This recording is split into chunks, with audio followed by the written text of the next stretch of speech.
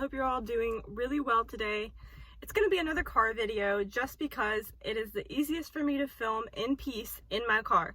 Of course, my boyfriend is inside with the kids. It's not like they're just by themselves, but today I'm going to talk about high, medium, and low porosity hair. I'm going to talk about the differences between each of them and go more into detail. I'm going to talk about how you can test your own hair to find out your porosity, and I'm going to talk about tips for high and low porosity hair.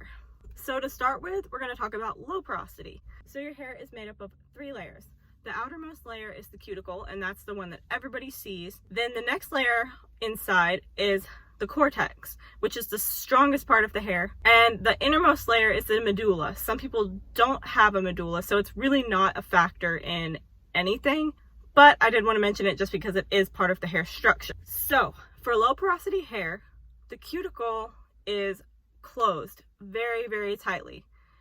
There are very few gaps, and it is not rough. It's very smooth. It's basically tightly closed, and it does not allow for the penetration of moisture or oils to get in. It's possible to let them in, but it is very, very difficult for people with low porosity hair. Usually people with low porosity are people that haven't had anything done to their hair chemically, whether that be dyes, perms, bleaching. Usually your hair is pretty natural.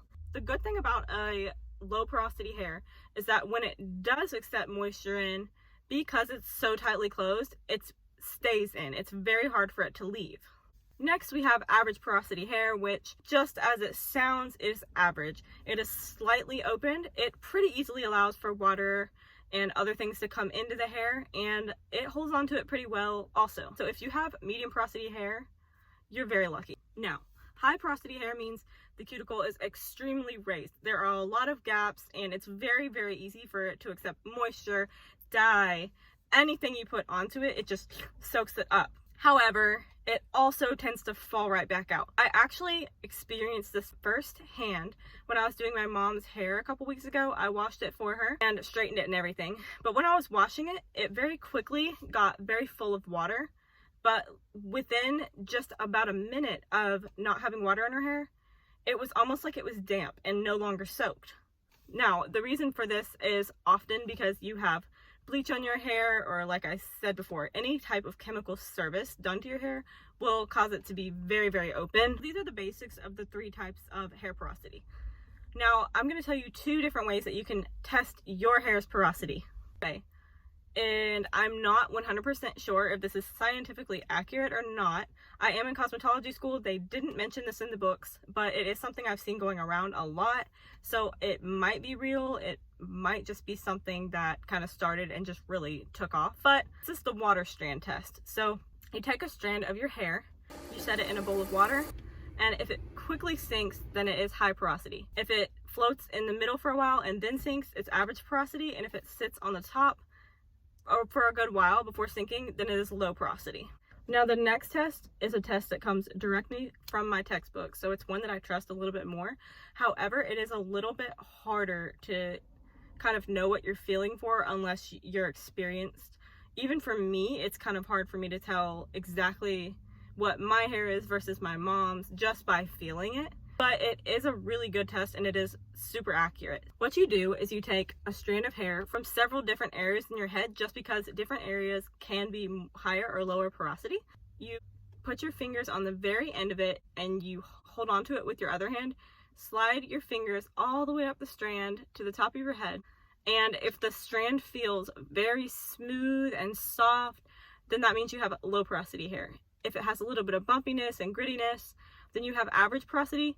And it feels rough and gritty, then you have high porosity hair. So now that I've talked about the details of each one and how you can test for it, I'm going to tell you some tips that you can use if your hair is high porosity or if it's low porosity. Because higher porosity hair does absorb moisture and everything so easily, you can tend to use heavier oils on your hair. Now, people with fine hair and low porosity can't do this because like it'll just sit on top of your hair. and look greasy. However, with high porosity, it will absorb it. So you put the moisture in, which is your conditioner, your water, and then if you put oils on top of it, they'll kind of seal the cuticle and it won't allow everything to just fall out. So for low porosity, I would 100% recommend leaving your conditioner on in the shower for at least 3 to 5 minutes every time. Because, as I've said a couple times, low porosity hair has an extremely hard time absorbing moisture. So the longer you leave it on, the bigger chance of more moisture getting into your hair. Same with hair masks. If you make a homemade mask or a store-bought mask, just leave it on for longer than, if it's a store-bought mask, I would say leave it on for longer than what it says on the directions. Maybe if it says 5 minutes, leave it on for 30 minutes. If it's a homemade mask, a lot of times you can leave these on as long as you want, or as short as you, well, not as short as you want in this case, but yeah, I would definitely leave a homemade mask on for several hours because I have done masks myself. One time I left it on for only 45 minutes because I was in such a rush, and when I rinsed it out, it really didn't do anything for my hair. But the other 2 times I left it in for 2 to 3 hours, and it left my hair very soft, very shiny, and it was definitely a much more noticeable difference. And if you want to see that mask, it's actually a nutrition mask. If you don't know about the capillary schedule, I can explain that in a different video. But for now, I'm just going to tell you it's a nutrition mask. And if you want to see that, just let me know down below. But yeah, I would definitely leave those masks in for several hours. Some people leave them in overnight. I don't, just because if my hair dries a lot and then I have to get all that out of my hair, it's extremely difficult to get out of my hair, just because when I put oils in my mask, like I said, oils just sit on my hair. I have low porosity hair, so oils just sit on my hair. So all the other good things might go into my hair, but that oil is going to take so long to absorb into my hair that if I leave it on overnight, my hair is going to be dry, but with just oil sitting on it and everything else inside. So it's going to be super hard to shampoo out. You can leave it on overnight and see what happens, but just for me, if I have oils on my hair, I can't leave them, like I can't allow my hair to get super dry before I wash it out. My last tip for low porosity hair is leave-in conditioners. You can buy these at the store and just put a little bit, run it through your ends, and right after you get out of the shower or whatever, and it does help. Like, it'll slowly soak into your hair.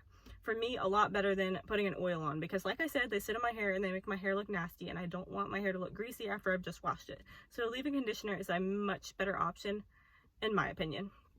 So that's everything. I hope you've enjoyed this video and I hope you've learned a little bit. Like I said, I am in cosmetology school, but I've also studied hair for years before this because it's just like my passion. I love hair. But that is all for today, and I will see you for my next video. Or don't forget to like, comment, and subscribe. Go follow my Instagram, and I'll see you for my next video. Bye!